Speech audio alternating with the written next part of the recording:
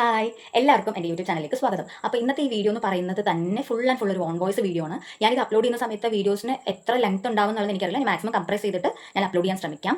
പിന്നെ അതിന് മുന്നേ തന്നെ ഞാനൊരു കാര്യം പറയാം. ഞാൻ സംസാരിക്കുമ്പോൾ കുറച്ച് സ്പീഡിലാണ് സംസാരിക്കുക. അപ്പോൾ കേൾക്കുന്ന നിങ്ങൾക്ക് അത് എത്രത്തോളം മനസ്സിലാവണം എന്നുള്ളത് അറിയില്ല. ബിക്കോസ് എൻ്റെ വേ ഓഫ് ടോക്കിംഗ് ഇങ്ങനെയാണ്. ഞാൻ ഈ വീഡിയോ ഇറക്കുന്നത് ഒരു രീതിയിലുള്ള എഡിറ്റിങ്ങും ഇല്ലാതെയാണ്. ഞാൻ റോ ആയിട്ട് എൻ്റെ മനസ്സിലുള്ളത് എന്താണെന്നുള്ളത് ഞാൻ നിങ്ങളോട് പറയാൻ വേണ്ടിയിട്ടാണ്. ഞാൻ ഈ കടന്നു പോയതുപോലെ ഞാൻ ചിന്തിക്കുന്ന പോലെ എത്ര പേര് ചിന്തിക്കുന്നുണ്ട് എന്നുള്ളത് എനിക്കറിയില്ല. അപ്പോൾ അതും കൂടി മനസ്സിലാക്കാൻ വേണ്ടിയിട്ടാണ്. എനിക്ക് അങ്ങനെ ആരെങ്കിലും ചിന്തിക്കുന്നുണ്ടെന്നുണ്ടെങ്കിൽ അതിൽ നിന്ന് ഓവർകം ചെയ്ത് വരാൻ വേണ്ടി കൂടിയാണ് ഞാൻ ഈ വീഡിയോ അപ്ലോഡ് ചെയ്യുന്നത്.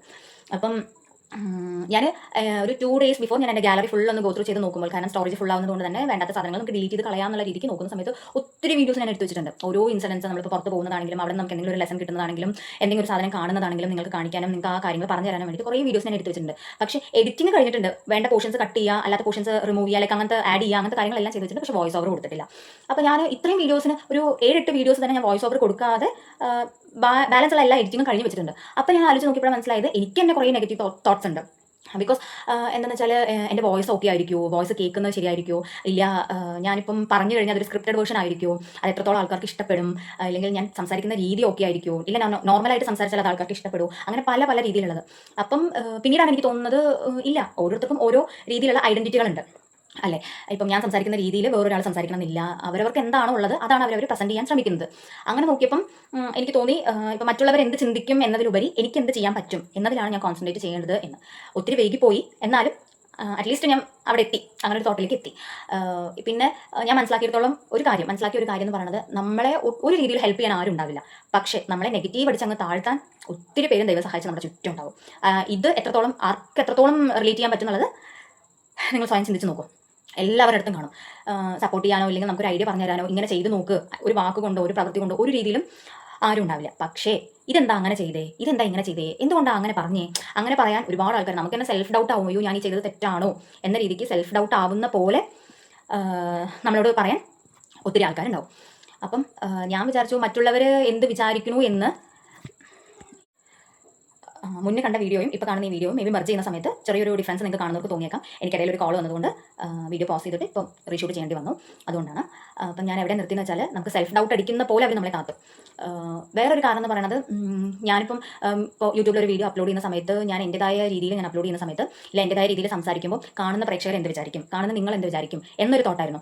പക്ഷേ ഞാൻ ആലോചിക്കുന്നത്, ഓരോരുത്തർക്കും സംസാരിക്കുന്ന രീതി ഡിഫറൻ്റ് ആണ്, ഓരോരുത്തരും കാര്യങ്ങൾ അവതരിപ്പിക്കുന്ന രീതി ഡിഫറൻ്റ് ആണ്, പിന്നെ ഓരോരുത്തരും കടന്നു പോകുന്ന ജീവിത സാഹചര്യങ്ങൾ ഡിഫറൻ്റ് ആണ്. ഒരേ സാധനത്തിന് 2 പേഴ്സൺസ് കണ്ണിലൂടെ കാണുന്നത് 2 രീതിയിലായിരിക്കും. അത് അവരുടെ തെറ്റല്ല.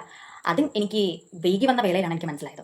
അപ്പം ഞാൻ വിചാരിച്ചു എൻ്റെ എക്സ്പീരിയൻസസ് നിങ്ങൾക്ക് ഞാൻ ഷെയർ ചെയ്ത് തരികയാണ്. മേ ബി ഞാൻ പോയ ഒരു സാഹചര്യത്തിലൂടെ വേറൊരാൾ പോകുമ്പോൾ അവർക്ക് കിട്ടുന്ന എക്സ്പീരിയൻസ് വേറെ ആയിരിക്കും. സോ സെയിം തിങ്, പക്ഷേ ഡിഫറെൻറ്റ് എക്സ്പീരിയൻസസ് ആയിരിക്കും. അത് രണ്ടും 2 സ്റ്റോറിയാണ്.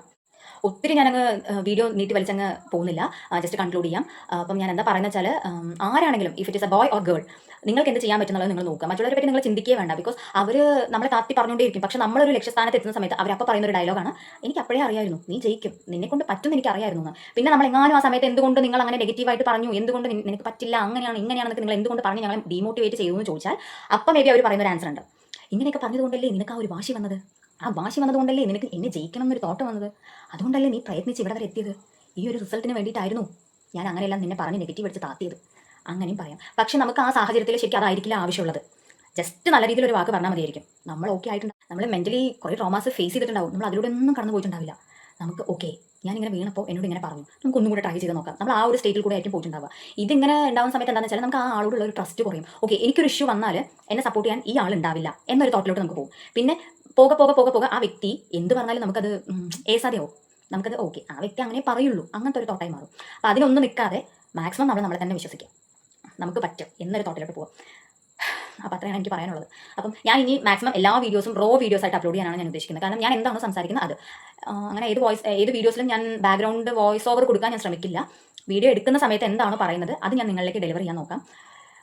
അപ്പം അത്രേ ഉള്ളൂ. ഇത് തന്നെ ഞാൻ ഭയങ്കര ഹാപ്പി ആയിട്ടാണ് ഞാൻ ഈ വീഡിയോ എൻഡ് ചെയ്യുന്നത്. കാരണം എനിക്ക് ഞാൻ പറയാമെന്ന ഏകദേശം എല്ലാ കാര്യങ്ങളും ഞാൻ നിങ്ങളോട് പറഞ്ഞു എന്ന് വിചാരിക്കുന്നു.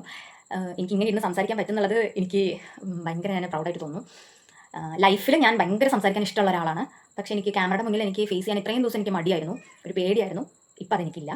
അപ്പം നമുക്കിനി എൻ്റെ കുറേ വീഡിയോസ് കാണാം. എന്നെ എല്ലാവരും സപ്പോർട്ട് ചെയ്യുമെന്ന് വിചാരിക്കണം.